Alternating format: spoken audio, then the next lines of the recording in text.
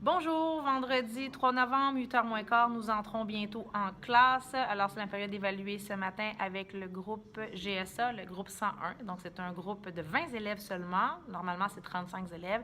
Les 20 élèves ont des besoins particuliers, ont tous un plan d'intervention. Alors, ça peut aller avec des défis de l'ordre d'un TDAH, autant aussi ça peut être un élève avec un problème en motricité globale, fine, problème d'audition centrale, 2 autistes dans la classe. Alors, on ne sait jamais un peu comment la période va se passer. Dernier cours, j'ai pas pu voir tout ce que j'avais prévu. J'ai été en retard là, parce qu'une notion, il a fallu que je prenne plus de temps. Donc, j'espère pouvoir tout voir ce que j'ai mis au tableau, mais je pense que je n'aurai pas le temps de faire la partie 2 de l'évaluation, qui est un travail évalué. Donc, au pire, c'est ce que je vais reporter au cours suivant. Donc ça, je pense que je pourrais pas. J'espère avoir assez de temps aussi pour faire la conclusion parce que des fois, j'essaie d'expliquer, j'essaie vraiment de mettre en place tous les éléments, toutes les notions, puis j'arrive pas à faire une conclusion qui est, en tout cas pour moi, satisfaisante. Alors, 70 minutes en histoire de première secondaire avec le groupe à besoins particuliers. Donc, c'est ce qui m'angoisse le plus, c'est vraiment comment ils vont être en classe, s'ils vont participer ou ils vont être plus amorphes parce qu'il y a eu l'Halloween, on est fatigué, c'est la fin de semaine qui s'en vient. Donc, j'espère que tout va bien aller. Voilà, bonne période.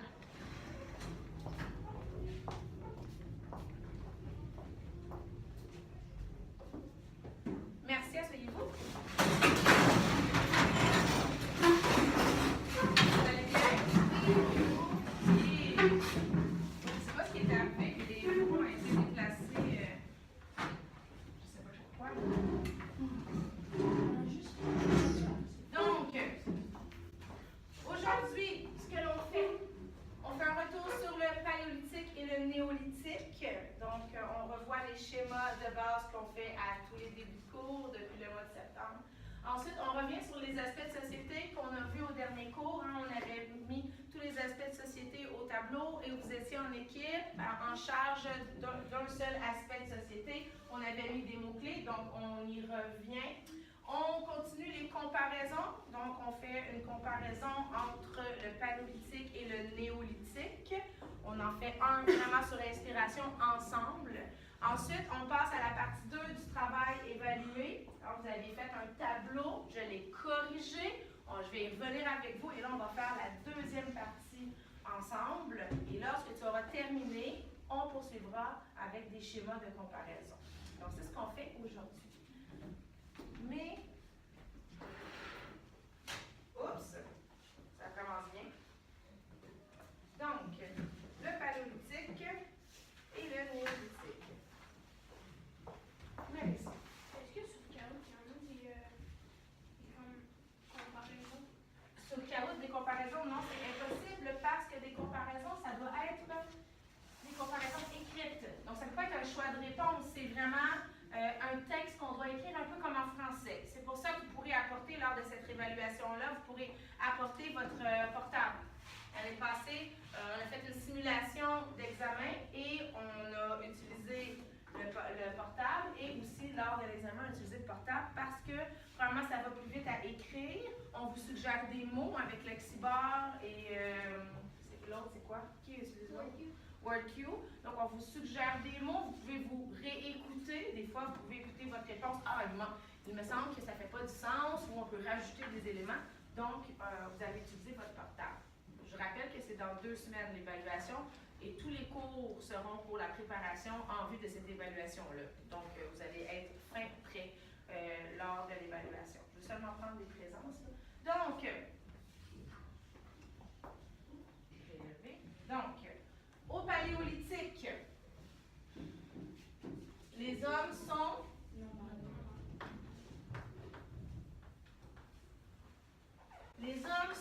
nomades. Ils sont nomades, qu'est-ce que ça veut dire? Annie? Ils se déplacent.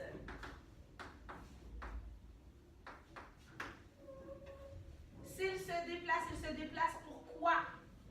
Jalani? Chasse, pêche.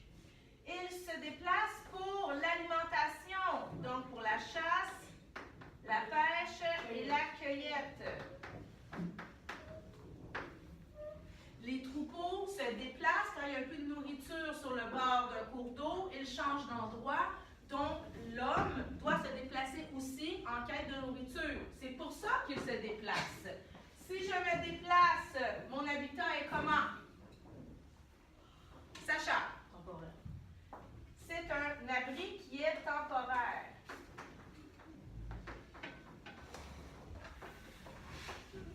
Quel genre d'abri temporaire? Samuel. Une hutte, une tente.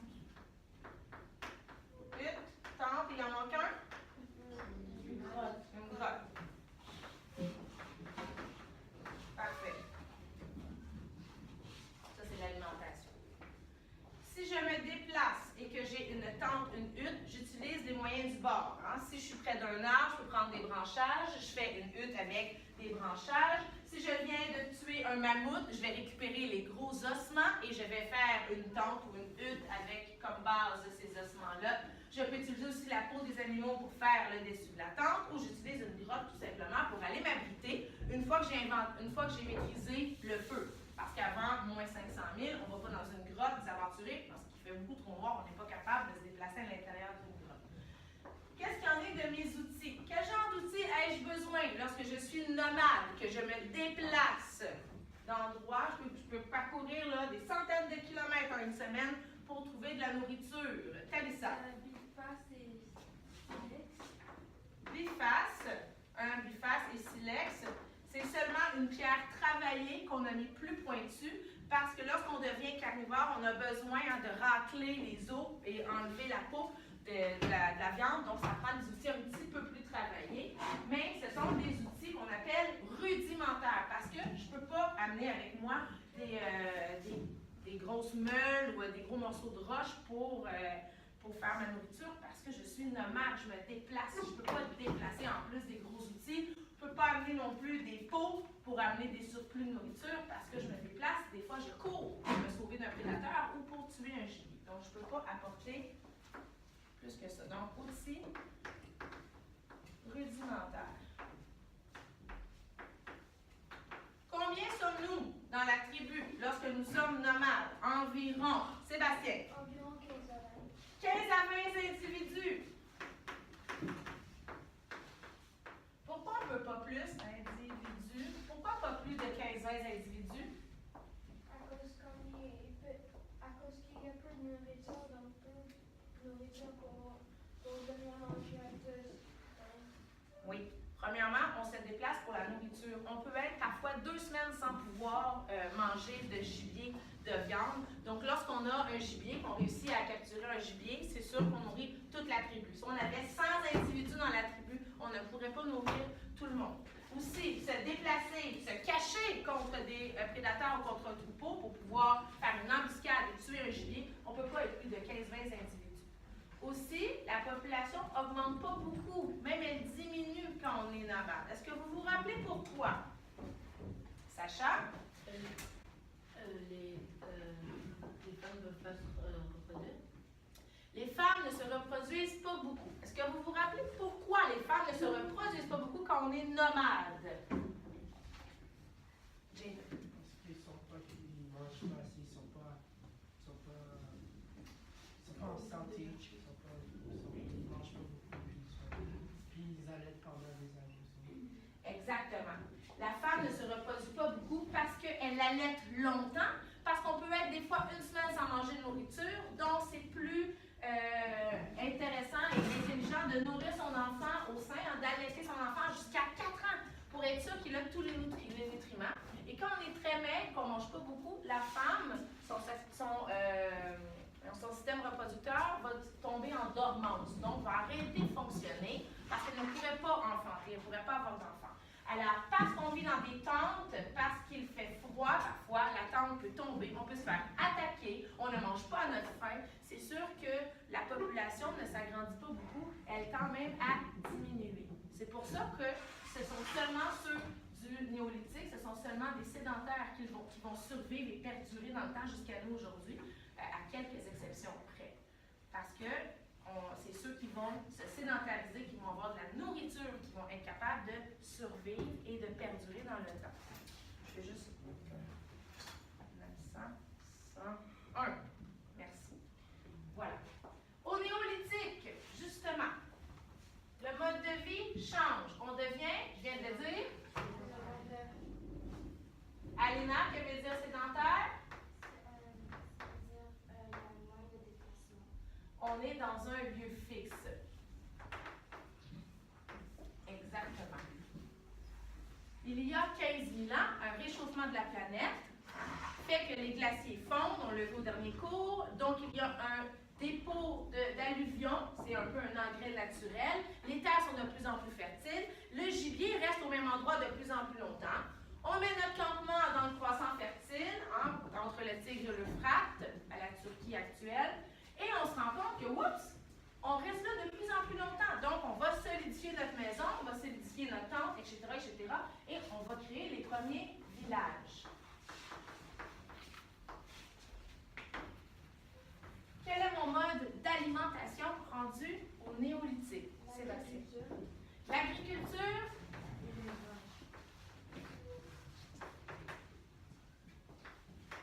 Et l'élevage. Est-ce qu'on fait encore de la chasse? Oui. Il peut y avoir un représentant de la tribu qui va encore chasser, qui va encore faire de la cueillette, mais ce n'est plus mon mode d'alimentation principal.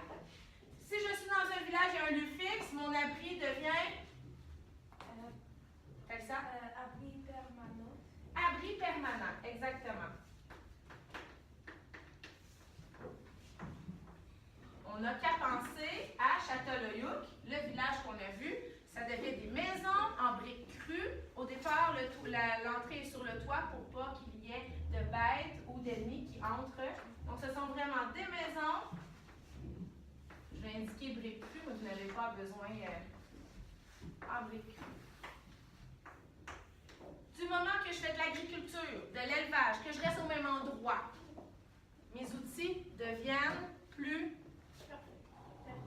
perfectionnés. J'ai des outils plus perfectionnés. Je vais avoir la meule qui est une grosse pierre. On avait vu des images dans le dernier cours. Donc, une grosse pierre avec une pierre ronde. Et on va moudre le grain. Je vais avoir des faucilles. Des faucilles, c'est une tige de bois avec un couperet en métal qui est arrondi comme ça pour venir couper le blé ou les céréales qu'on cultive. Donc, mes outils, je ne me déplace plus, je peux rester au même endroit, alors je peux avoir des outils plus lourds, plus perfectionnés que je laisse dans ma maison. Et maintenant, il y a des agriculteurs, n'est-ce pas Sébastien? Il y a chasseurs, cueilleurs, il y a des gens qui vont fabriquer des paniers pour mettre les surplus alimentaires, des pots pour mettre aussi le surplus ou les liquides. Il va y avoir aussi le métallurgiste qui va faire des outils qui sont plus perfectionnés. Alors, il y a l'apparition ici des métiers.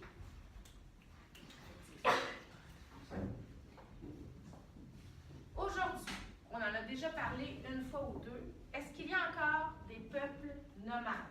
Oui. Oui? Où exactement? En Afrique. Entre autres, en Afrique, il y a encore des tribus qui sont nomades, mais c'est de plus en plus difficile parce qu'il y a de la sécheresse à cause de l'agriculture, on a surexploité les terres, donc les nomades, c'est de plus en plus difficile pour eux de survivre grâce au nomadisme, donc ils tendent à se sédentariser. Oui? Mais en 5e année, ils ont montré en Afrique aux personnes nomades, puis c'était comme une sorte de grotte, mais il y avait comme, comment on dit, des bouts de bois qui tenaient la maison. Mais ça se peut que les maisons soient un peu plus perfectionnées que les abris temporaires aujourd'hui. Les villages peuvent être des villages où on demeure au même endroit pendant 2-3 mois, mais après ça, on va quitter. Ça dépend. Il y a aussi les bédouins en Arabie Saoudite, dans les déserts de l'Arabie. Il y a des bédouins. Les bédouins, ce sont des marchands, des caravaniers qui ont des chameaux, des troupeaux de chameaux. Ce sont des marchands et ils vont aller d'oasis en oasis pour aller vendre leurs produits ou faire nourrir leurs bêtes, en fait. Là aussi, il y a de graves problèmes en ce moment parce qu'il y a de moins en moins d'eau. Donc, c'est difficile pour les bédouins de survivre parce que leur chameau meurt de soif. Un chameau qui est capable de s'abreuver de peu d'eau. Ils sont en train de mourir. Je voulais seulement vous montrer, si je suis capable.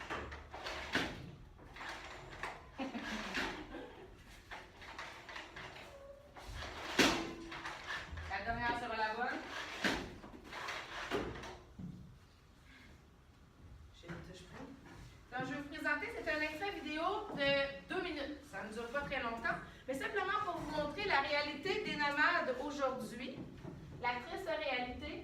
qu'en Afrique, surtout au Kenya, le Kenya, dans la vallée du Rift, où les premiers hommes sont apparus, il y a une sécheresse en ce moment qui occasionne beaucoup de problèmes. C'est à cause de l'agriculture. On a épuisé les terres.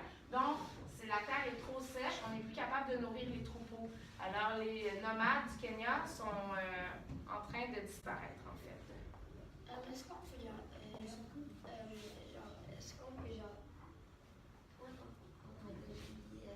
En fait, je te dirais que premièrement, tu peux enlever ta cravate de sur ta tête.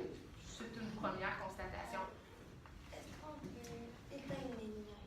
J'y arrive. C'est ça que je m'en allais faire. Là. C'est bon? Tu te relèves, tu te laves droit, s'il te plaît. Justin. Alors, recule dans l'écran.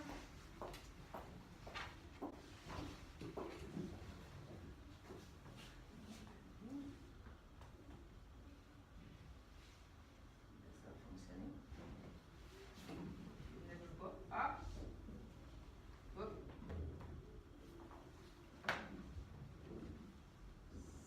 5, 9, 3, 2, et voilà.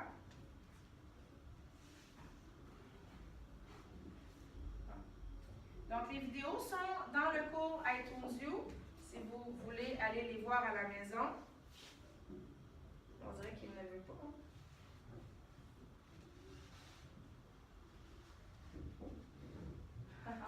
Je suis pas capable d'y aller. C'est bizarre. Tout le monde t'a bloqué sur mon art.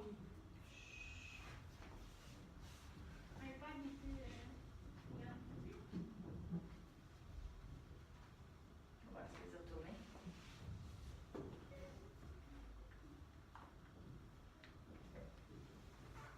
Je suis même plus capable de l'ouvrir. C'est vraiment bizarre. Ouais, allez, vas-y donc. Esteban, ça semblerait que ma tablette a décidé qu'elle ne fonctionnait plus. C'est toujours quand j'en ai besoin que ça arrive, ça. Mon karma. Vous êtes sûrement bloqué. J'ai aucun moyen.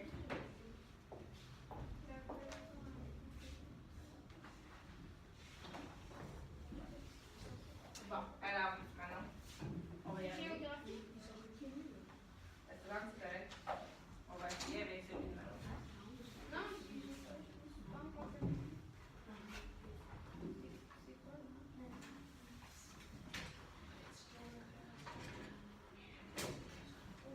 Ah, on dirait que plus rien fonctionne. C'est là,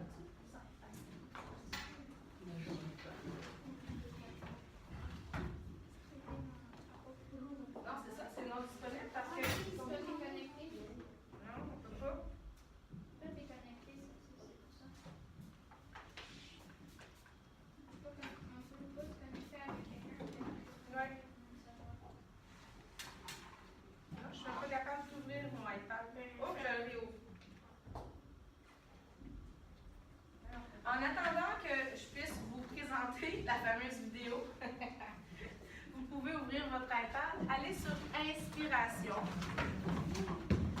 On aura déjà un pas de fait lorsqu'on sera prêt à commencer les schémas de comparaison.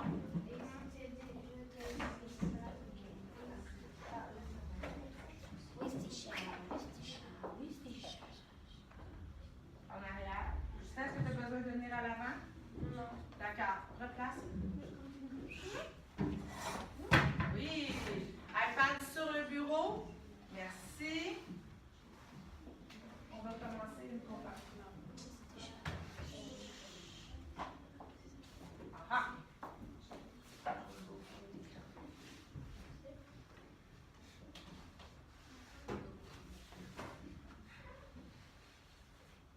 On avait commencé pour certains la dernière fois à faire un schéma de comparaison selon le mode de vie ou l'habitat. Donc, vous pouvez le sortir et si c'est pas sorti, si vous ne l'aviez pas commencé, vous pouvez commencer tout simplement à écrire paléolithique, néolithique. Juste commencer par préparer votre schéma. J'ai bon espoir que je pourrai vous présenter la vidéo. On peut utiliser un autre iPad. Ouais. Bonne idée. 07.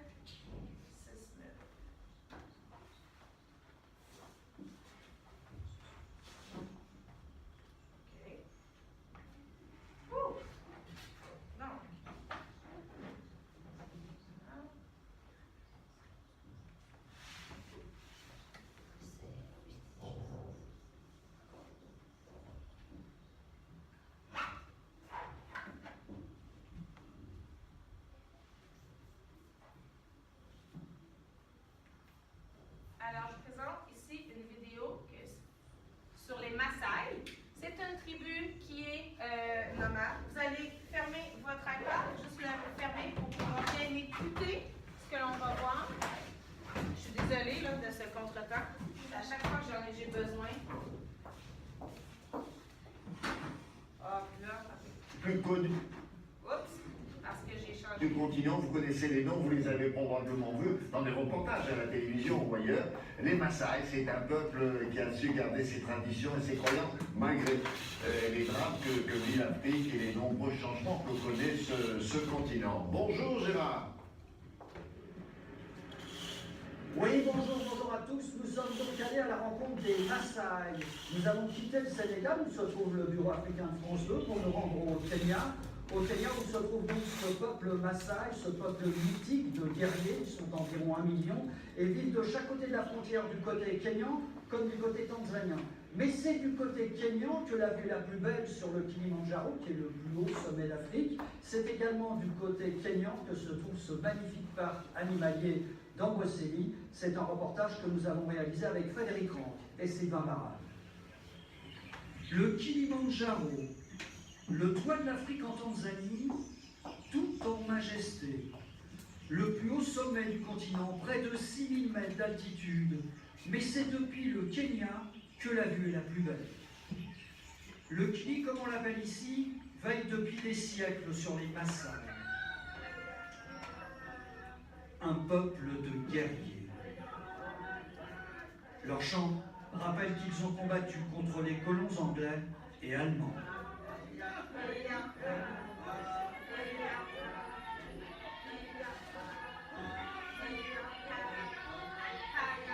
La légende veut que Dieu a donné aux Maasai la garde de toutes les vaches sur la terre.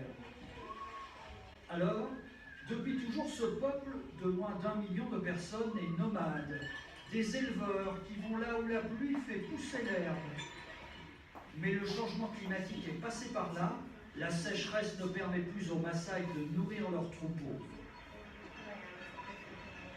Richard l'a bien compris. Lui et sa famille, d'une quinzaine de personnes en tout, ont décidé de ne plus vivre comme avant. Avant chaque saison, on devait parcourir, avec femmes et enfants, jusqu'à 300 km pour nourrir le bétail. Pour nous maintenant, tout a changé, grâce à cette nouvelle ère.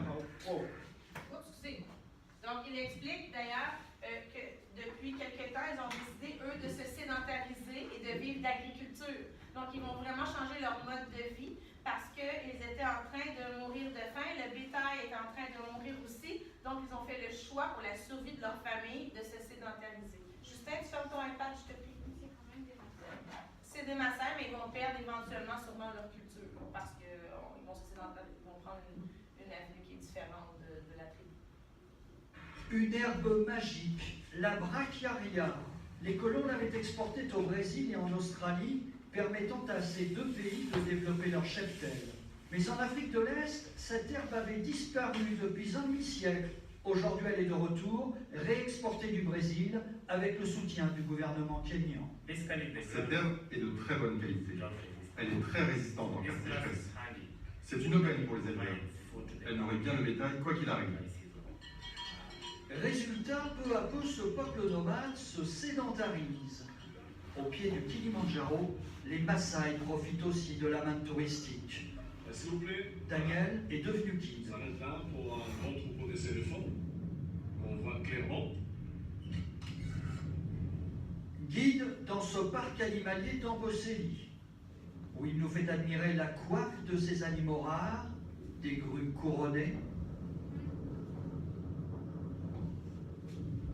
Alors que des guépards cherchent un peu de fraîcheur sous le regard inquiet de cette gazelle.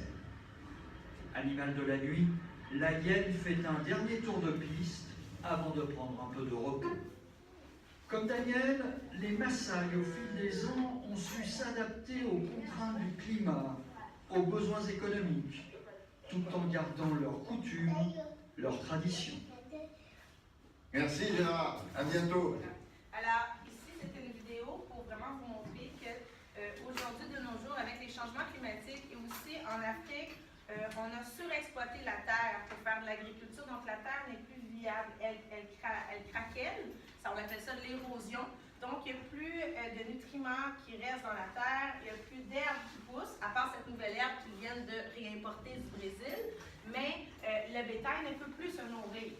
Et ça ne permet plus à l'économie de rouler dans le pays, comme au Kenya, par exemple. C'est le cas aussi au Sahel. Tu peux laisser ton ordinateur, Sébastien, ça ne changera rien. Hein. On n'a pas besoin pour l'instant. Donc, lui, avec sa famille, c'est sédentarisé. N'est-ce pas, Jalani? Tu peux fermer ton iPad. Et c'est sédentarisé parce qu'il voulait faire survivre sa famille. Mais il y en a d'autres, d'autres peuples nomades, qui pour eux, c'est la fin du monde. Ils ne sont pas capables de s'adapter. Un peu comme dans le film où on avait vu qu'un nomade qui s'en allait finalement. Il ne voulait pas se sédentariser. Alors, c'est ce qui arrive, entre autres, avec d'autres tribus nomades, toujours au Kenya. C'est ce que je vous présente, ça dure 2 minutes.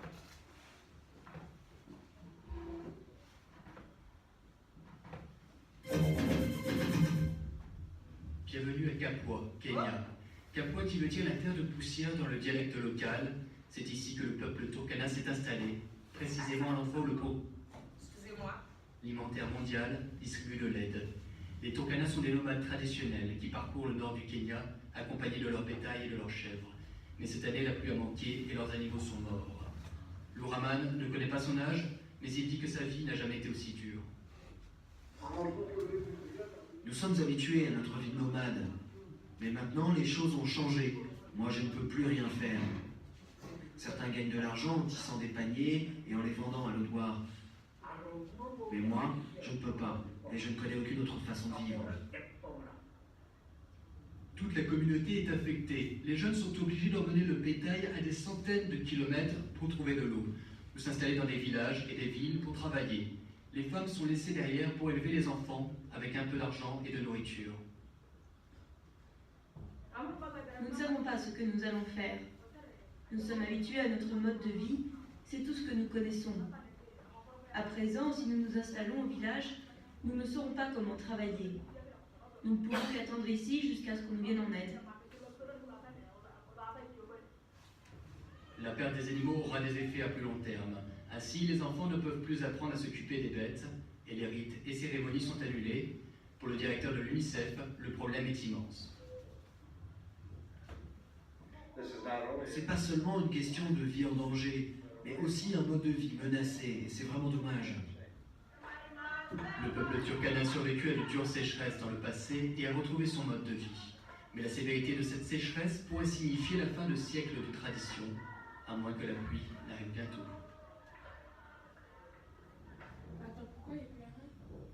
Parce que son mode de vie, en fait, est menacé. Merci, va rallumer les lumières en même temps. Son mode de vie est menacé. Elle va être obligée de se sédentariser si elle veut vivre. Et pour elle, ça l'affecte. Si du jour au lendemain, toi, je te disais, tu dois quitter toute ta famille, tous tes amis, et tu vas devenir nomade. Est-ce que ça ferait ton bonheur? Donc, pour eux, ils ont toujours vécu au grand air, sans frontières, qu'ils se nourrissent de chasse, de pêche, qui ont des abris temporaires, qui se déplacent, qui sont libres. Hein? Ils doivent entrer dans le carcan économique du monde, donc ils doivent venir s'installer dans un village, vendre des produits, ils doivent participer à la vie sédentaire, habiter au même endroit, arrêter de se promener avec les troupeaux. Donc, toute leur culture, qui ils sont menacés. Oui, Rémi. Mais ceux au Kenya, il y a des personnes qui sont nomades, mais pourquoi ils ne vont pas juste au village, comme au village? Ils n'ont pas d'argent. Donc, en fait... Mais au Kenya, il y a quand même des personnes qui ont de l'argent. Oui. Ils peuvent aller au village, ils peuvent demander de l'argent, puis ils peuvent acheter des... En fait, ils peuvent aller s'établir au village, ils sont les bienvenus. Il y en a qui vont le faire, c'est juste qu'il y en a qui ne veulent pas devenir sédentaires, ils ne veulent pas aller s'installer dans un village. On va changer ça ici.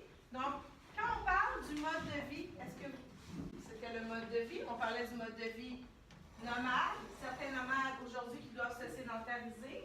Donc, si on compare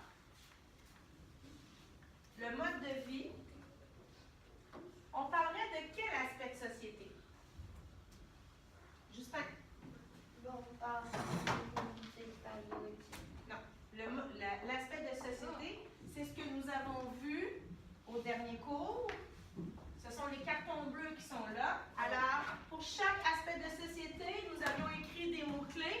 ensemble au tableau. Alors, si je vous demande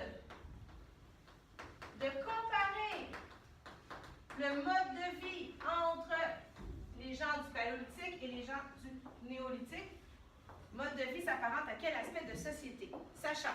Culturel. Social. Super. Donc, c'est social. Est-ce qu'il y a quelqu'un qui veut venir le faire à l'avant? Comme on avait essayé avec Esteban au dernier cours, mais on avait moins pratiqué. Là, on a pratiqué, on l'a vu. Donc, qui voudrait venir le faire? Le mode de vie. Donc, il s'agit premièrement de faire le schéma. Donc, de faire le schéma sur le mode de vie au paléolithique. Après ça, faire le schéma sur le mode de vie au néolithique. Jalani, tu veux t'essayer? Ouais, mais attends, j'ai oublié, ça veut dire quoi, social? Social, c'est l'aspect société sociale. Ça n'a plus d'incidence sur ton schéma. Là, je veux seulement que tu me compares le mode de vie. C'est qu'à l'examen, je vais te dire, par exemple, je veux que tu traites de l'aspect société sociale. Alors, tu vas choisir le mode de vie.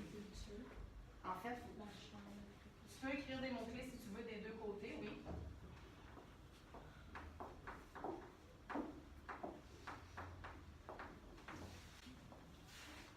Attention, tu es certain? Au paléolithique, quel est le mode de vie au paléolithique?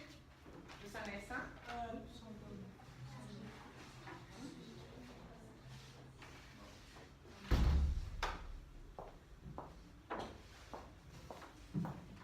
Ah! Donc, le mode de vie au paléolithique est nomade.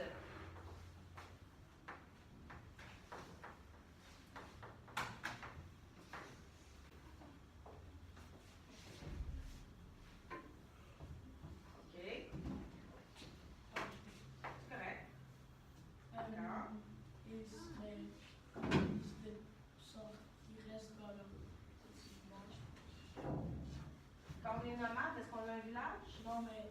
Qu'est-ce que ça veut dire nomade? Ça veut dire qu'il se déplace pas. Il se déplace. OK. Tu peux l'écrire.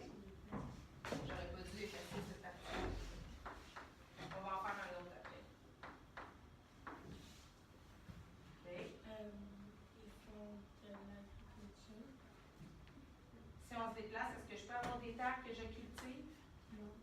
Non. Ils font de la chasse, de la pêche. De la pêche. OK, écris-le. C'est correct.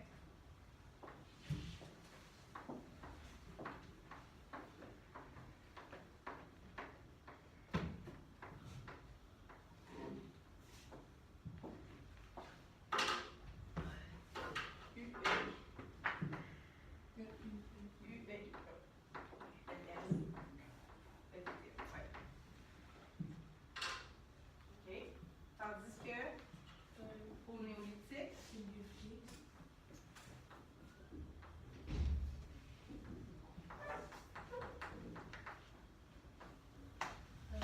Font l'agriculture.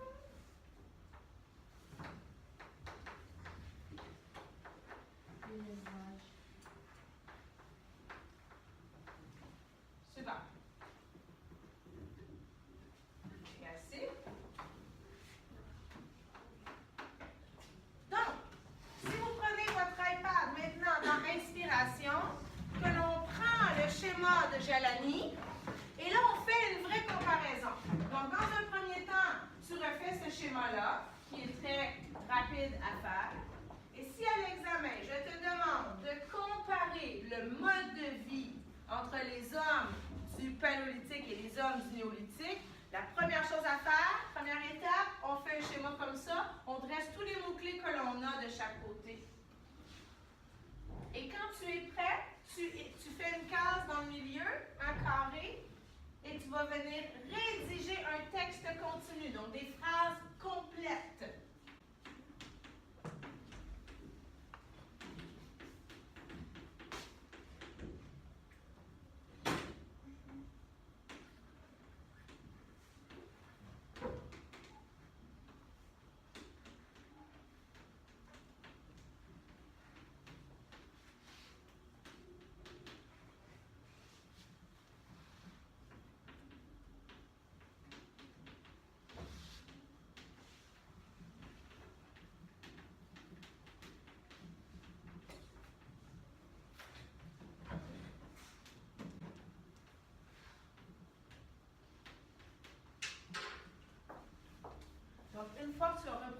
schéma-là, tu fais un encadré où tu rédiges la comparaison. Tu écris, tu composes la comparaison.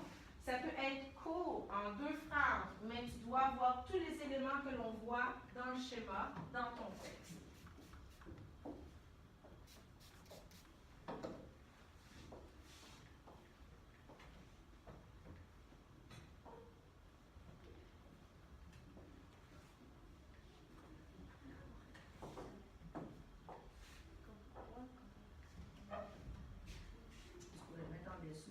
Donc là, tu as dit le mode de vie. Là, tu parles de l'habitat. Il faut commencer par dire quel est le mode de vie. Donc, la première case que Jelani a écrite quoi? En dessous.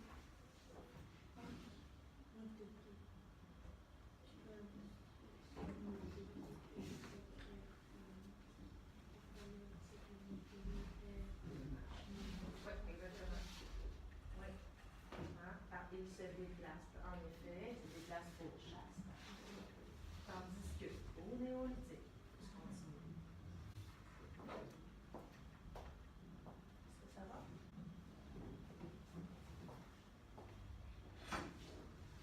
Parfait. Vanessa, est-ce que tu as terminé?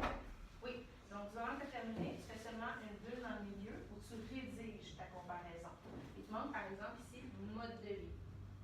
Parce que c'est ça qu'on compare en ce moment. On compare le mode de vie. Donc, on écrit le titre, on compare le mode de vie. Ça fait partie de l'aspect de société sociale, oui. Le mode de vie, c'est pas social. Social, c'est de la société. Le mode de vie fait partie de la société sociale. Donc, une fois que tu as terminé de tout remplir, là, tu peux y aller. Donc, au paléolithique, le mode de vie, tu ne l'as pas écrit, par exemple. Tu as écrit se déplace, il te manque le mot principal qui est le mode de vie, nomade ou sédentaire. Oui, c'est ça.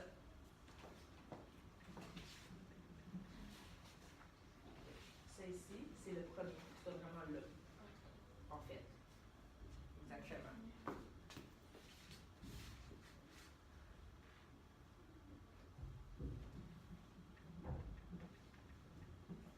Il manquerait pour la nourriture, en fait. Ici, le haut paléolithique. Les gens sont nomades, alors ils se déplacent, ils vivent dans les bois, ils se déplacent pour la nourriture, ils vivent de chasse et de pêche.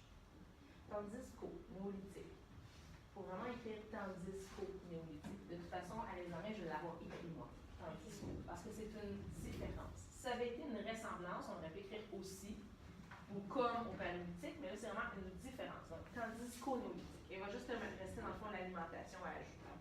On se déplace pourquoi? Pour l'alimentation, pour la chasse et la pêche.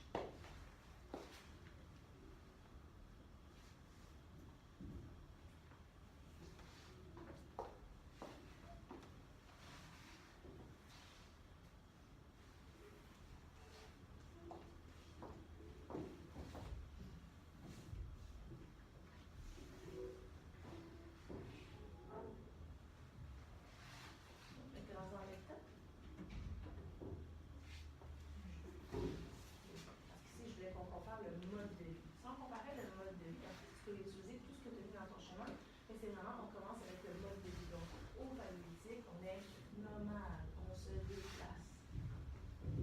On vit dans des grottes, on a envie de chasser des pêches. Tandis qu'au néolithique, on est sédentaire.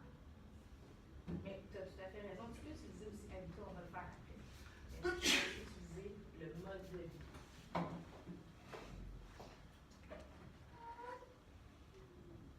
Sinon, je te demande de comparer le mode de vie en un seul texte, une seule bulle. Elle est où? Tu vas la faire là? Super. Donc, tu commences vraiment au paléolithique, les hommes sont, et tu développes au paléolithique. Ok, c'est rendu au paléolithique. Le mode de vie est nomade, parce qu'il se déplace.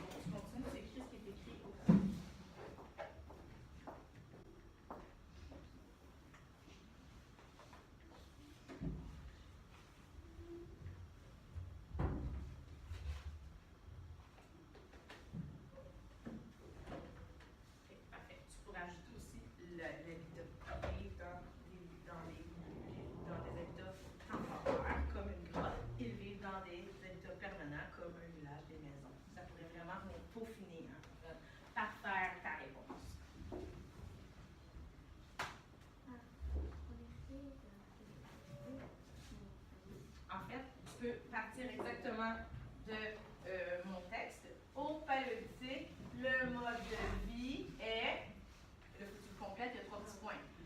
Donc, après ça, tu ajoutes les éléments ici que Jalani a inscrits au tableau.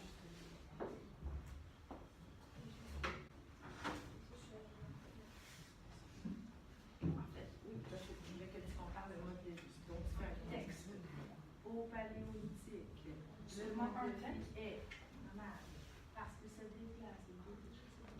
Tandis que au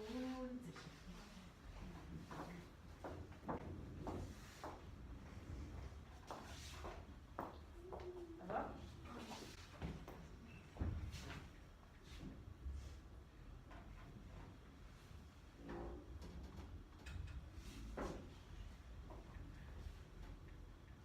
C'était pour la chasse, son moment se déplace pour la nourriture.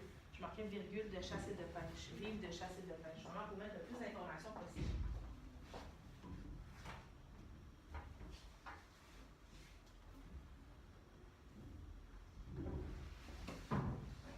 Tu pourrais écrire, même si tu pourrais ajouter à ça, de chasse, pêche et cueil, et élever dans les eaux temporaires. Oui, mais tu pourrais l'ajouter dans quel texte? Pour avoir le texte le plus complet possible.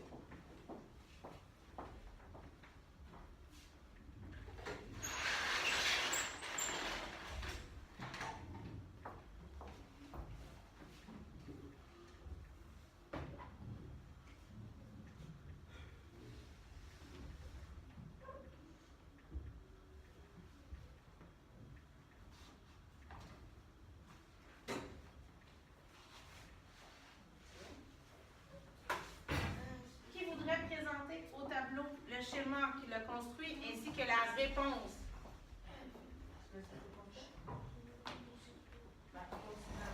Annie, tu veux? Donc, tu peux faire le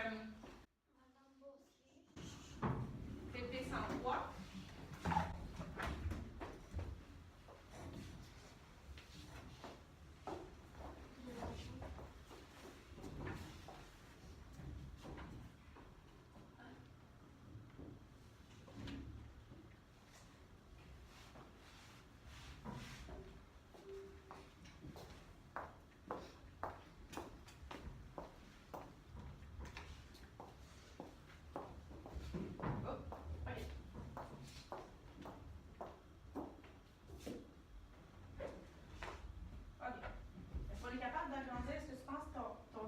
Wow, super. OK. Alors ici, Annie a refait le schéma que Jalani avait fait. Vous pouvez prendre un instant pour regarder. Des fois, l'élève va avoir fait un schéma qui est différent du tien. Ça peut te donner une idée. Ça peut aussi te suggérer de faire un ajout. Alors, sois attentif et même on pourrait aussi suggérer d'ajouter certains éléments à la réponse d'Annie pour aider Annie à peaufiner sa réponse. On va le voir après, OK? Donc, elle a écrit l'aspect de société qui est social, n'est-ce pas, Eden? Le mode de vie, c'est ce que je demandais de travailler. Voilà. Social, le mode de vie. Ah, j'ai retrouvé mon maître. Je l'avais perdu. Donc, voilà. Le mode de vie. Et là, ici, elle a marqué au paléolithique, ils sont nomades quand ils se déplacent et vivent de chasse, de pêche et de cueillette. Exactement ce que j'avais mis avec au tableau. Tandis qu'au néolithique, ils sont sédentaires, ils vivent dans un lieu fixe et vivent d'agriculture et d'élevage. Alors, le texte qu'elle a écrit, au paléolithique, le mode de vie est nomade parce qu'ils se déplacent. Tandis qu'au néolithique, le mode de vie est sédentaire parce qu'ils ont un lieu fixe. Qu'est-ce qu'on pourrait ajouter à cette réponse pour la rendre la plus précise et la plus complète possible? Si on regarde au tableau, la réponse d'Annie. Sacha. Si tu regardes. Pardon?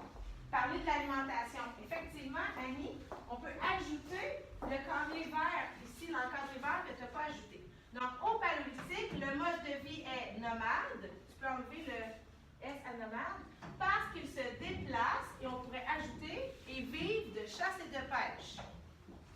Donc, on vient définir ce qu'est le mode de vie nomade. Ils se déplacent. Et pourquoi ils se déplacent? C'est pour la nourriture, c'est pour l'alimentation, comme Sacha a dit. Donc, se déplace. Là, tu peux observer. Ils vivent de chasse et de pêche.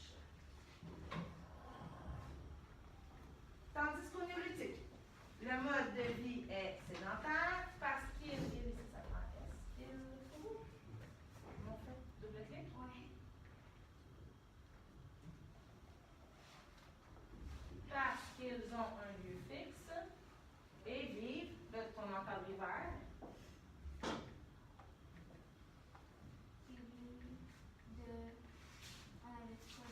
Regarde ton encadré vert. L'agriculture et l'élevage.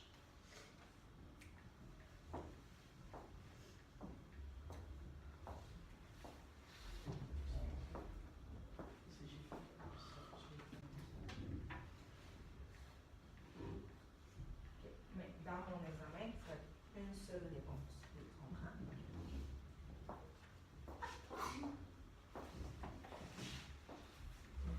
Est-ce qu'on pourrait rajouter aussi l'abri, l'habitat temporaire ou permanent?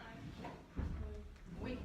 Donc, on aurait pu ici, là je vais passer à un autre schéma, on aurait pu ajouter au paléolithique, le mode de vie est nomade parce qu'ils se déplacent, ils vivent de chasse et de pêche et ont des abris temporaires comme des grottes et des tentes. Tandis qu'au néolithique, ils ont un lieu fixe, ils sont sédentaires et ils vivent dans des maisons, dans un village. Donc, on pourrait ajouter vraiment cet élément-là d'habitat pour vraiment venir parfaire, hein, faire une réponse qui est complète.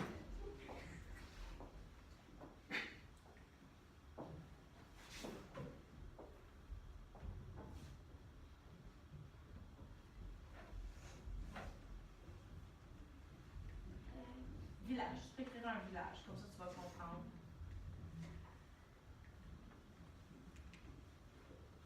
Parfait. Super. Tu peux te débrancher de...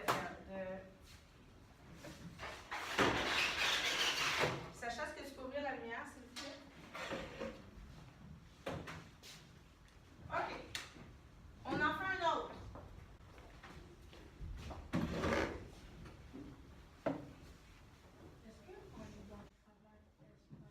Non, on n'aura pas le temps de le faire. On va le faire mercredi, ensemble.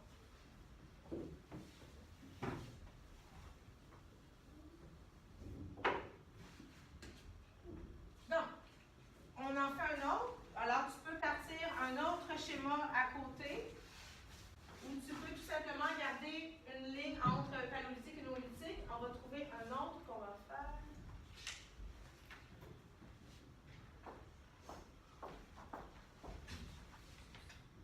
Alors, vous faites rapidement l'habitat. Tu peux réutiliser tous les mêmes éléments que tu viens d'utiliser pour ton schéma sur le mode de vie. Alors, je veux que tu me compares l'habitat. Tu dois me trouver l'aspect de société. Donc, l'aspect de société, c'est ce qui est en bleu ici. Politique, social, territorial, culturel. Et on fait un autre schéma et on écrit une autre comparaison. Est-ce qu'on écrit Ça ne me dérange pas. Ça se peut que ça soit ça. Là, je veux que tu me parles de l'habitat. Au paléolithique, l'habitat des hommes est parce que. Tandis qu'au néolithique, l'habitat des hommes est parce que. C'est pas l'infini que je pensais. Est-ce que tu as fait cette même comparaison-là? Tu l'as écrite? On fait un test? Les deux.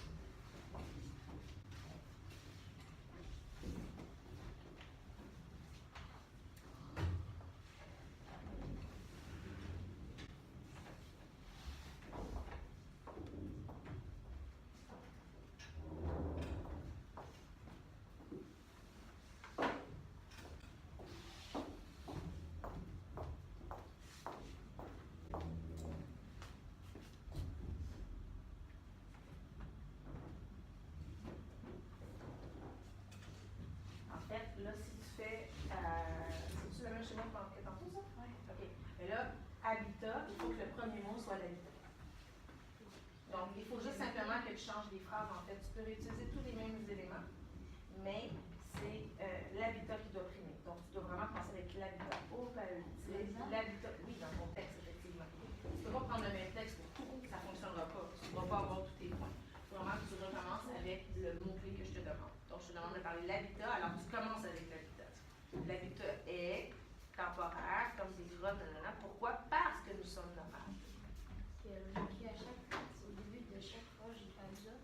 Pas au début de chaque phrase, au début de ta comparaison. Là, c'est une comparaison sur l'habitat, alors tes premiers mots doivent concerner l'habitat. Ensuite viendront tes explications sur la sédentarisation ou le nomadisme, sur la chasse, la pêche, etc. Mais tu dois toujours commencer par le mot-clé que je te donne.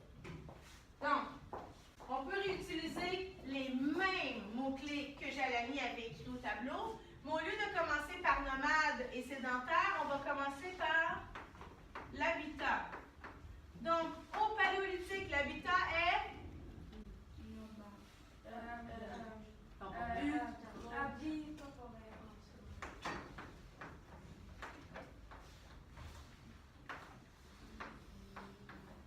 c'est un abri temporaire. Habitat, abri temporaire, comme des huttes, des tentes et des grottes. Et ensuite, il faut trouver le pourquoi. Pourquoi on a un abri temporaire?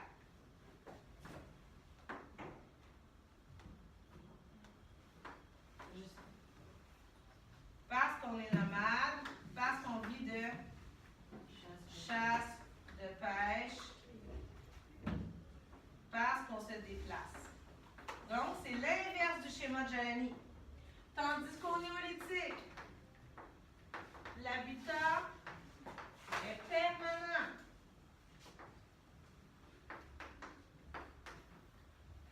On vit dans des maisons, dans des villages. Pourquoi on vit dans des maisons et dans des villages? Parce qu'on est sédentaire.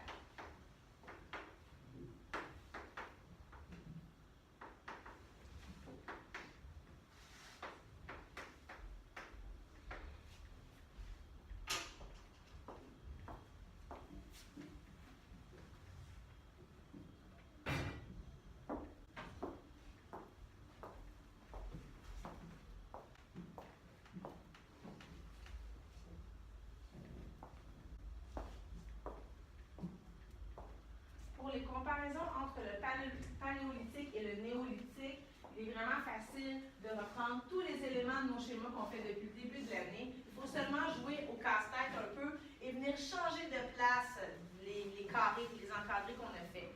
Donc là, on a fait le contraire. Au lieu de partir de sédentaire et nomade et d'aller jusqu'à habitat, on part de habitat et on descend avec l'explication. Est-ce qu'il y a quelqu'un qui a terminé son texte de comparaison sur l'habitat? Samuel, est-ce que tu veux le... Je vais en prendre deux, OK? Alexis et Samuel.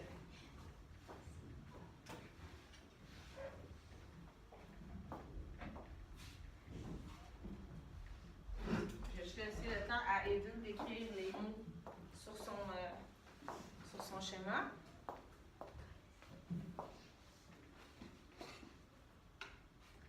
Tu peux quand même aller chercher sans trop, t'écrire sans trop les plus loin.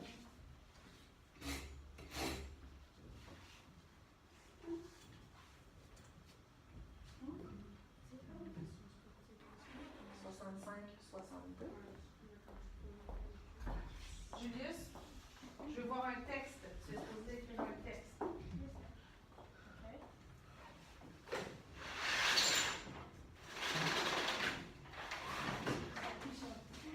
C'est le schéma de Samuel. Samuel lui a fait le schéma avec tous les éléments, mais il n'a pas déplacé ces éléments. En fait, au début de habitat, on devrait voir habitat permanent et habitat temporaire ici, là. Mais si on se penche vraiment sur le texte,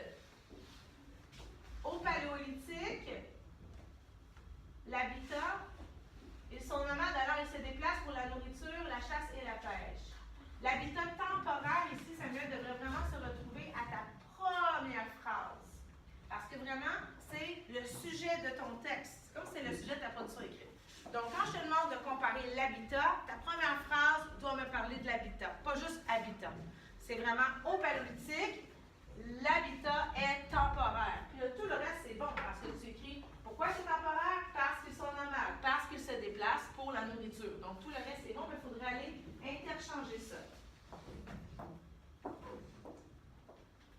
Tandis qu'au néolithique, justement, l'habitat est permanent parce qu'ils sont sédentaires, parce qu'ils vivent dans des maisons solides dans un village. Donc, il faut toujours que tu utilises le mot-clé que je te demande de comparer. Tu dois l'utiliser toujours dans ta première phrase. Donc, je te demande l'habitat. Au paléolithique, l'habitat est temporaire. Je te demande le mode de vie. Au paléolithique, le mode de vie est nomade. Je te demande la religion. Au paléolithique, les croyances sont. Tu dois toujours utiliser le mot-clé en premier. Tu peux le modifier, Samuel, si tu veux. Mais tout le reste, il s'agit juste, Samuel, de reprendre tes parties et de bouger, en fait. OK? Tu peux te débarquer de... Oui? Et là, ça va être Alexis, la dernière que l'on fait ensemble, que l'on voit ensemble. Oui. Ils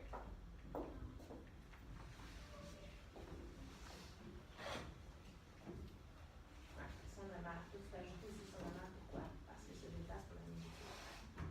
Ils sont nomades, le gueux, ils se déplacent pour la nourriture, ils vivent de chasse et de pêche. PP 103 est vraiment plus loin, Alexis. Tu dois défiler là, plusieurs. Non, il y a quelque chose. Ouais, c'est après.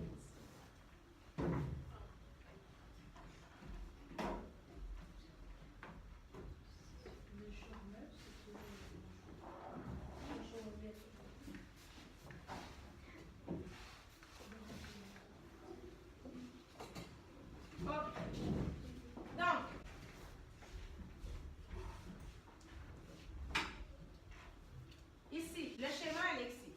Au paléolithique, ils vivent dans des abris temporaires, comme des grottes, des huttes, des tentes. Cette bulle-là, ici, là, habitat rudimentaire, là, elle n'est pas nécessaire, c'est la même chose. Grottes, huttes et tentes. Il te manque ton pourquoi. Pourquoi ils ont des habitats temporaires? Pourquoi? Si tu regardes ici, regarde. Parce qu'ils sont nomades, ils se déplacent pour la chasse et la pêche. Donc, il te manquerait cet élément-là pour ajouter ton parce que. Donc, ici, tu écris l'habitat au paléolithique et rudimentaire, non fusionnés comme des grottes et des huttes. Il te manque ton pourquoi. Parce qu'ils sont nomades, ils se déplacent pour la chasse et la pêche.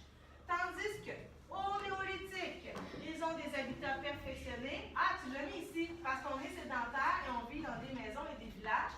Il te resterait juste à écrire agriculture et élevage. Tu devrais être tout bon. Ça va? Donc, vous voyez, un élève, un schéma différent. Vous avez tous des schémas différents. Vous avez tous des textes différents. Et c'est ce qu'on va pratiquer jusqu'à l'examen dans 2 semaines. Oui, tu peux te déconnecter. Je pourrais tous les regarder ici au prochain cours. On va continuer ça. On va pouvoir le regarder. Alors, pour terminer, tu peux ouvrir la lumière, s'il vous plaît? Et ça termine bientôt, mais non. Maintenant,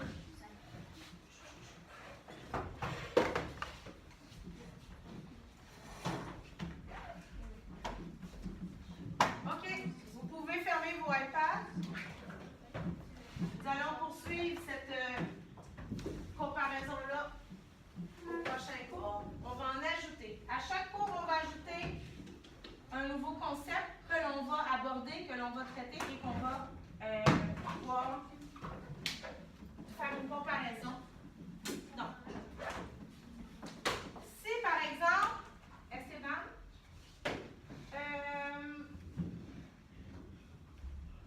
voilà. Si je vous demandais, là, je me rends compte que l'horloge n'est pas du tout à la bonne heure. Donc, si je vous demande de me parler de la division du travail au néolithique. Au néolithique, il y a l'apparition des métiers. Quels sont les métiers qui apparaissent au néolithique? Un petit peu. Sacha. Métallurgie.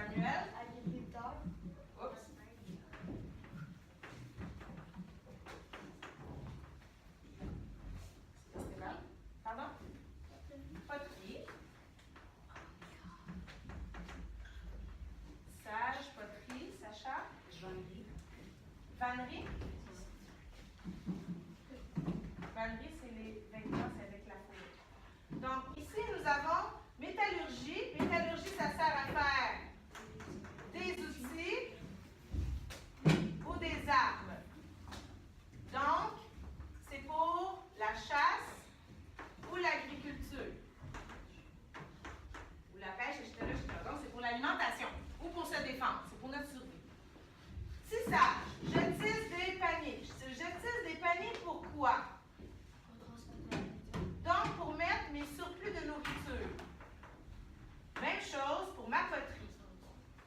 Je crée des pots pour mes surplus. Justin. Ici, ce sont mes pots d'animaux pour me... Justin, viens en avant, s'il te plaît. Donc, ici, c'est pour mes pots, c'est pour me protéger, c'est pour me faire des vêtements, c'est pour me protéger du froid, contre le froid ou le chaud, etc. L'agriculture, l'élevage, c'est pour la nourriture. Alors, si je regarde tous ces métiers-là, le métallurgiste, il fait des outils pour la chasse et l'agriculture, donc pour se nourrir. Le tissage, des paniers pour mettre la nourriture. La poterie, des pots pour la nourriture. La vannerie pour me protéger du froid. Agriculture, élevage pour la nourriture aussi. Alors, tous ces métiers-là servent à quoi? Dans un village, au néolithique, tous ces métiers-là servent à quoi? Samuel? La nourriture. À la nourriture, effectivement, ou en tout cas, Jalani. Il y a quelqu'un qui a suivi la réponse?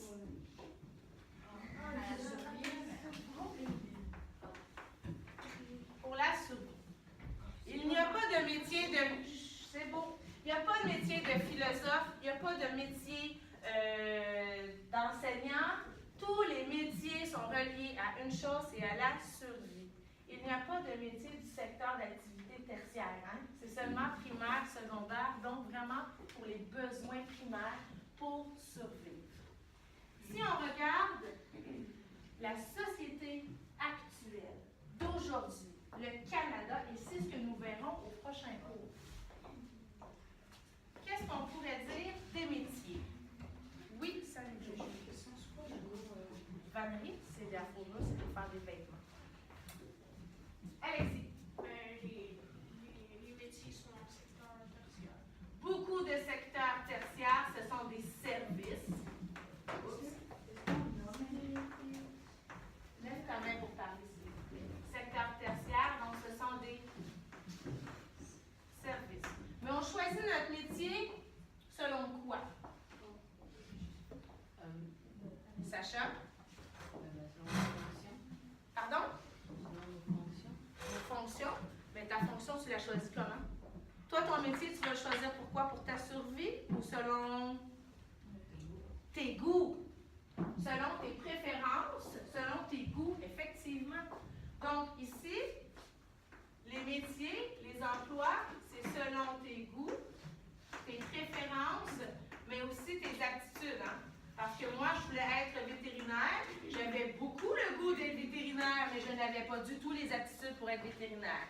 Donc, tu vas choisir ton métier en fonction de tes goûts. C'est sûr, la survie aujourd'hui dans notre société, c'est de pouvoir apporter de l'argent dans ta famille pour pouvoir faire survivre ta famille. Sauf que les métiers, c'est vraiment des métiers de service pour la plupart et c'est selon tes goûts et tes aptitudes. Avocat, hein, boulanger, enseignant, ingénieur, médecin, pilote d'avion, etc., selon tes goûts, et c'est vraiment issu surtout du secteur tertiaire que nous avons vu en géographie. Alexis. Est-ce qu'au néolithique, la division du travail, est-ce que c'est toi qui choisissais si tu étais un métallurgiste? Ça se peut que ça soit le chef, ça se peut que ça soit parce que tu avais des aptitudes vers... On s'entend que les femmes faisaient de la poterie, vannerie, tissage, là. Mais la répartition ne le sait pas vraiment parce qu'il n'y avait pas d'écriture. Donc, on ne peut pas savoir exactement. Même chose pour les croyances, on ne peut pas nécessairement le savoir. D'accord? Voilà. Si vous reprenez, si on reprend dans le cahier des lettres qu'on a fait au dernier cours, selon chaque aspect de société, vous vous rappelez ce qu'on avait fait? Donc, quand on parle de social, on parle de quoi quand on parle de social? On en a vu plusieurs aujourd'hui. Le mode de vie. Exactement. Oui.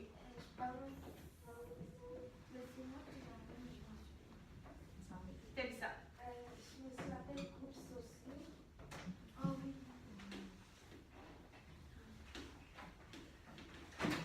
Les groupes sociaux. Mode de vie, hein? Nomade sédentaire. Groupes sociaux. Il y a un chef, il y a un Esclave, exactement. L'habitat. La pyramide sociale, hein, la hiérarchie sociale qui va un peu avec les groupes sociaux. La division du travail, ça en fait partie, le métier en tant que tel. Ici, la division du travail. Très bien. Si on parle ici de culturel. Esteban. Aha. On va parler de religion. Très bien. Des coutumes, de la culture, de la spiritualité. Hein, au néolithique, on mettait des morts en dessous de notre lit. On avait une forme de spiritualité, une forme de croyance. Oui. Les arts. La communication. Oh, il y a des communications. Hein? L'écriture, l'oral. Tout ça, ça fait partie des arts. Des arts. Là, j'ai pas l'abonnement, donc je suis pas capable de me... Ça sort dans 2 minutes. OK? Et si on en prenait un dernier? Le politique? Jélanie?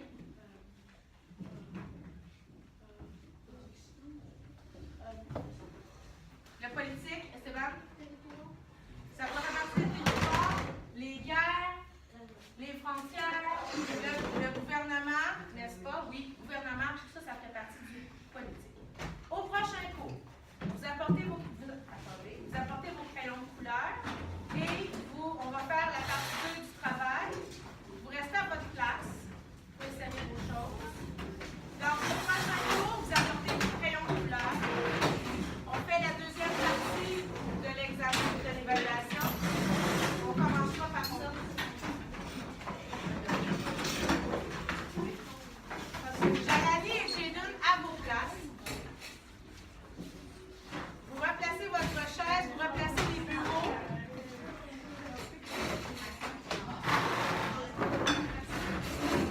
Non, les gars, à vos places, en silence.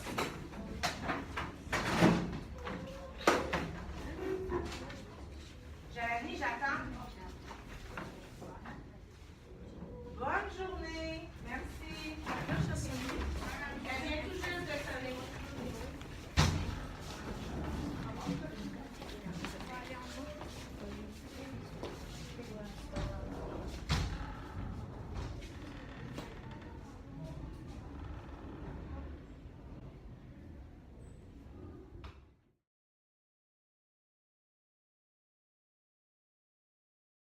Ouais, c'est ça. Donc, nous sommes lundi, le 6 novembre, parce qu'on n'a pas eu le temps de se voir vendredi après le cours, parce qu'on avait des cours le reste de la journée. Donc, moi, j'ai l'avantage que j'ai pu revoir la vidéo au complet de plusieurs fois, là, de mon cours. Okay. Aïe, aïe, aïe. Ouais, ça prend beaucoup d'humilité, là. Donc, est-ce que... Donc voilà, je vais faire, en fait, c'est ça, je vais faire un petit retour avec le cours de Mme Boursier. Donc, rapidement, les choses que j'ai observées. À un moment donné, elle va parler du Moyen-Orient. Donc, elle va parler du croissant fertile, de l'Euphrate, du Tigre. Donc, ce que je lui ai suggéré, c'est quand on parle d'un territoire vraiment précis en histoire, c'est de mettre une carte directement pour que les élèves le voient. Je sais que c'est de la matière qu'ils avaient déjà vue, mais donc toujours pratique de mettre une carte vraiment pour bien les situer. Donc ça, c'est un petit détail que je lui ai parlé.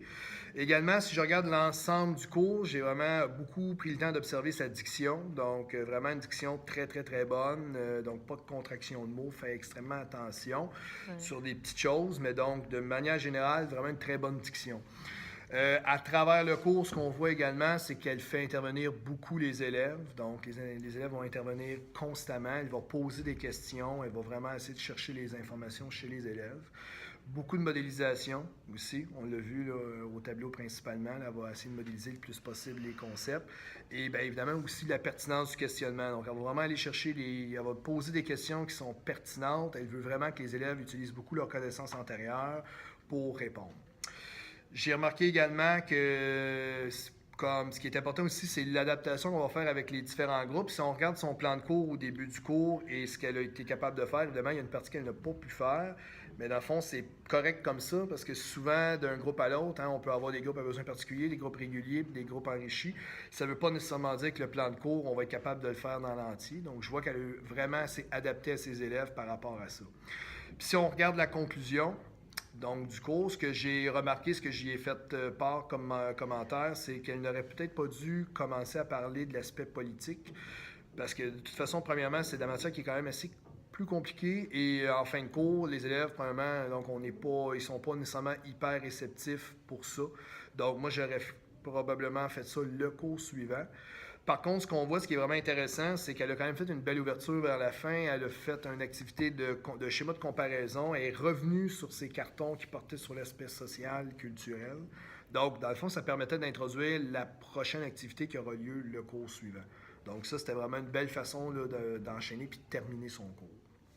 Donc ça, c'est les observations que j'ai pu faire de son cours. Oui, moi, il y a une chose qui m'a vraiment frappée là, quand j'ai regardé la vidéo. Là, il y a 2 fois où je suis en train, je leur fais faire un schéma sur l'iPad, là, puis là, je retourne au tableau pour vraiment faire le schéma pour les aider, pour qu'ils puissent ensuite vraiment faire la comparaison écrite, et je me rends compte qu'ils sont tous sur leur iPad et qu'ils me regardent pas du tout.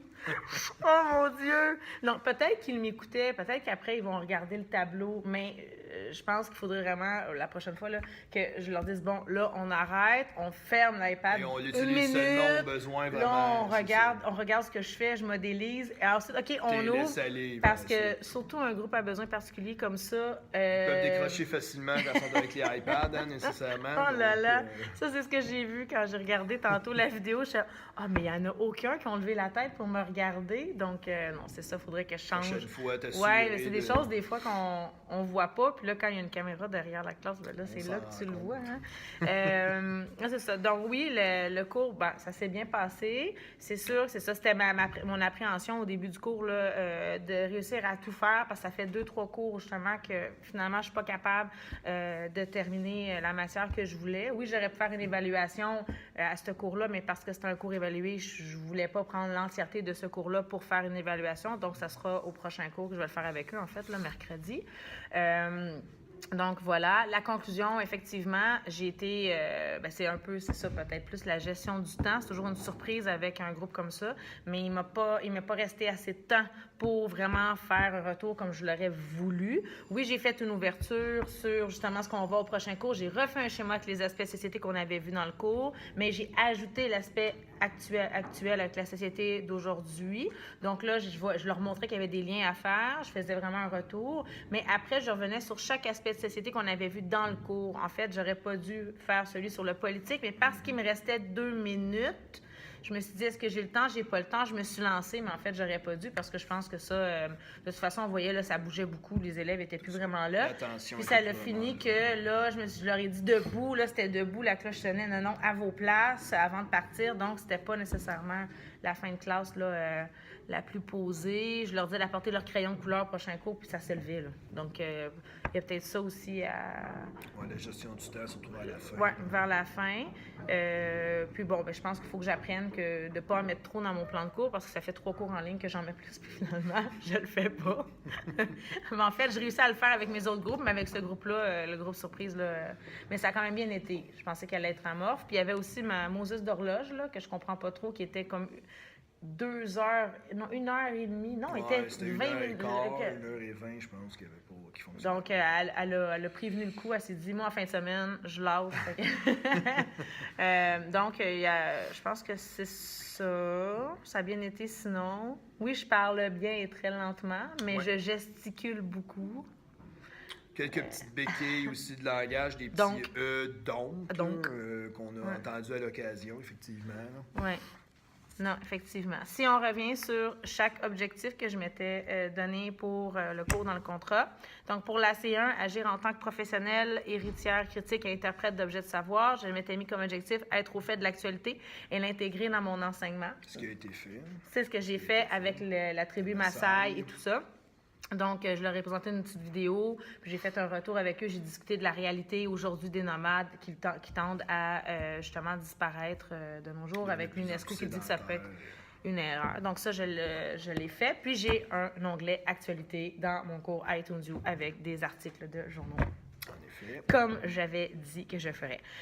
La compétence 2, communiquer clairement et correctement dans la langue d'enseignement. Améliorer la qualité de la langue à l'oral en utilisant des mots plus précis, en évitant des contractions afin d'améliorer la communication de mes élèves. Et dans mes moyens, j'avais écrit corriger les erreurs commises par les élèves. Donc, il y a certaines fois où j'ai repris les élèves, autant à l'écrit dans leur iPad, comme Annie, dans le schéma inspiration. Je lui ai dit, enlève le petit S là, change le mot et tout ça. Au tableau aussi. Au tableau, on voit l'élève qui est venu, là, tu as corrigé les petites fautes qu'il faisait justement pour les autres ils puissent voir. Ouais. Puis j'ai le souci de bien parler et de bien faire tous les mots. Là. Bon, mis à part les béquilles qu'on a soulevées. Quelques petites béquilles de langage ici et là. Oui.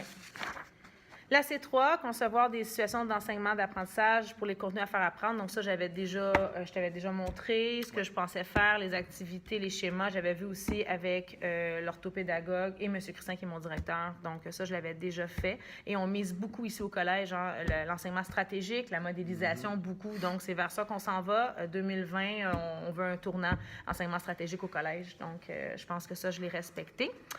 6. Planifier, organiser, superviser le mode de fonctionnement du groupe classe. Donc, maintenir un climat propice à l'apprentissage. Je trouve quand même qu'ils ont été quand même très calmes pour un groupe qui peut vraiment être très dynamique et trop dynamique.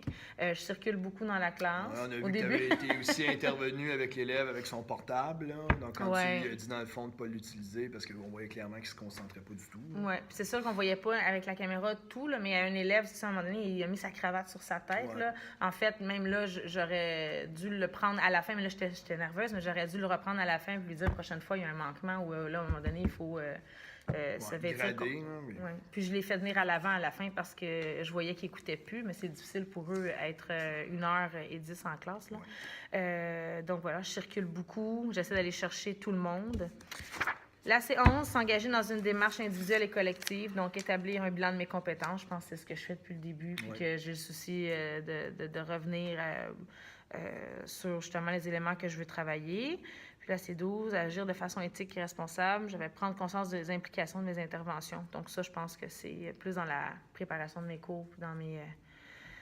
Voilà, et les discussions que j'ai avec mes élèves sur l'interprétation des faits comme les Maasai, tout ça, les nomades. Là. Donc voilà, je pense que ça a bien été. J'ai des petites choses à changer pour le prochain. Là. Gestion de mon temps, plus par rapport à la planification. C'est sûr que le plan de cours puisse rentrer dans le 70 minutes. Puis plus aussi, c'est ça, le retour, fin de conclusion peut-être aussi qui est différente pour le prochain cours. Je veux essayer de varier plus mes stratégies d'enseignement. Parce que j'ai fait beaucoup de schémas. Mais là, c'était un cours de révision. J'étais un peu mal prise. Mais pour le prochain, ça sera le cours suivant l'examen. Donc, je préfère un retour sur l'examen. Puis après ça, pouvoir là, peut-être faire un schéma comme je fais toujours à chaque début de cours. Mais là, amener justement l'invention de l'écriture. Et là, la mésopotamie, la première civilisation. Puis là, essayer de varier justement plus. Là. Ça sera ça mon défi. Et enlever mes béquilles. Donc, de langage, oui. Faire attention à ça. Oui. Voilà. Merci beaucoup. Salut. Merci.